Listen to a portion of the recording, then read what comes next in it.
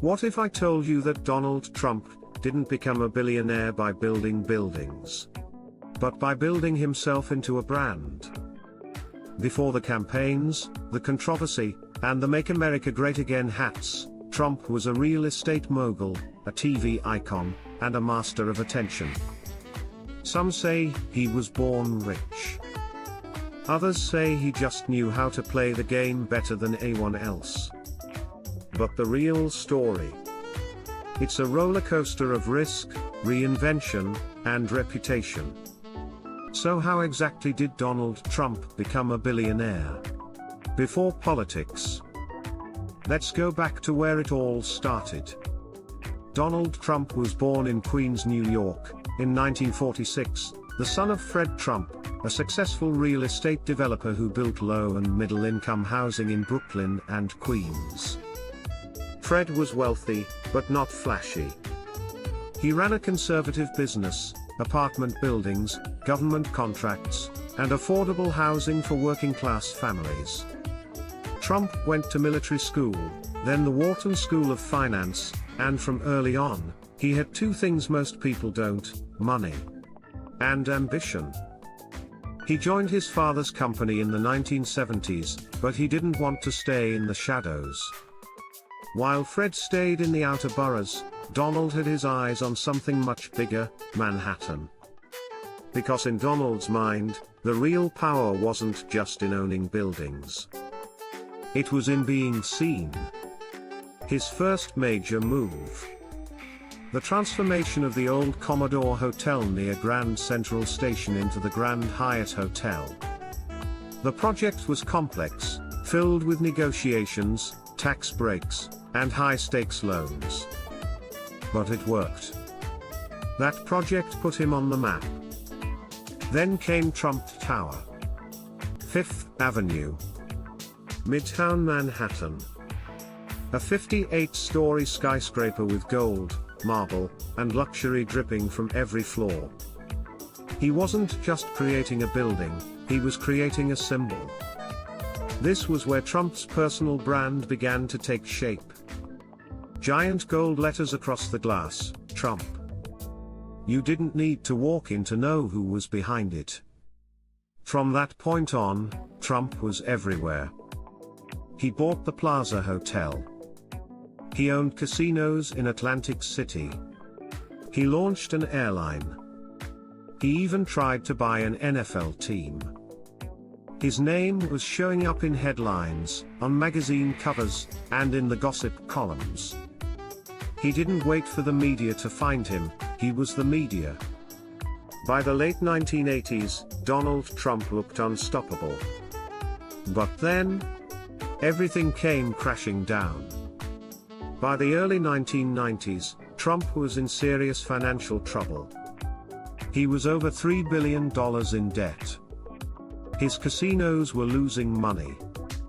Real estate values had dropped. Banks were pressuring him. Personal guarantees were closing in. It looked like game over. But Trump didn't quit. He did what few could pull off: he negotiated with the banks.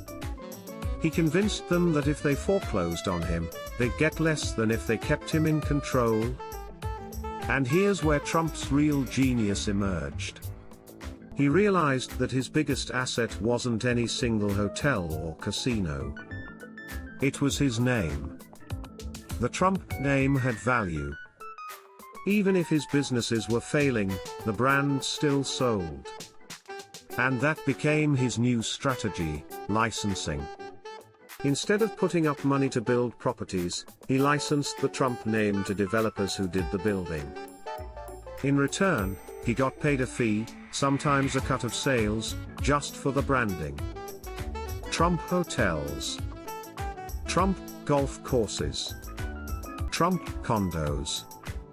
In some cases, he didn't own the land, didn't build the structure, didn't invest a dollar. But his name was on it, and that name sold. He turned himself into a luxury label. He sold the idea of success. Even during his business stumbles, Like Trump University, Trump Steaks, or Trump Vodka, he usually made money up front from licensing deals.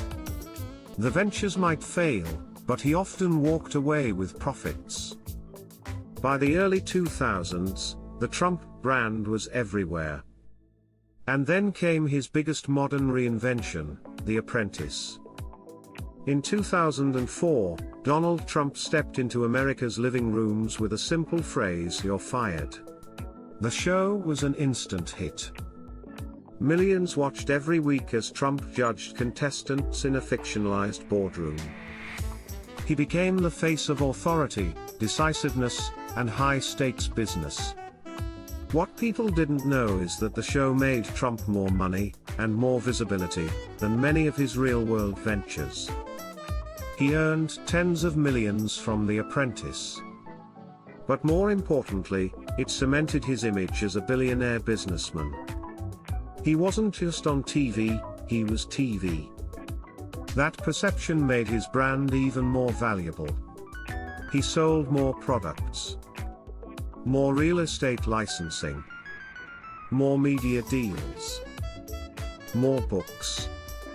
It's important to understand this: Trump's wealth didn't just come from building buildings. It came from building belief. He understood that perception creates power.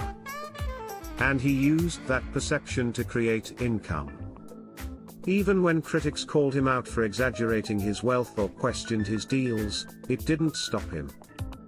The media attention, good or bad, just made him more famous. And fame was fuel. So how did Donald Trump become a billionaire before politics? He had a head start with family wealth, yes. But he took huge risks. He suffered massive failures. He leveraged debt. And then he changed the game. He moved from physical assets to intellectual property, his name. He licensed it, scaled it, and sold it to the world. He turned his persona into a product. And long before stepping into the political arena, Donald Trump had already mastered the most valuable currency of the 21st century, attention. You don't have to admire him to learn from him. The playbook is right in front of us. Control your image. Monetize your brand. Leverage what people believe about you, even more than what you actually own. That's how Donald Trump became a billionaire. Before ever entering politics. If this gave you a new perspective, make sure to hit the like button and subscribe for more deep dives into the strategies of the world's most powerful figures. And let me know in the comments, what part of Trump's journey surprised you the most.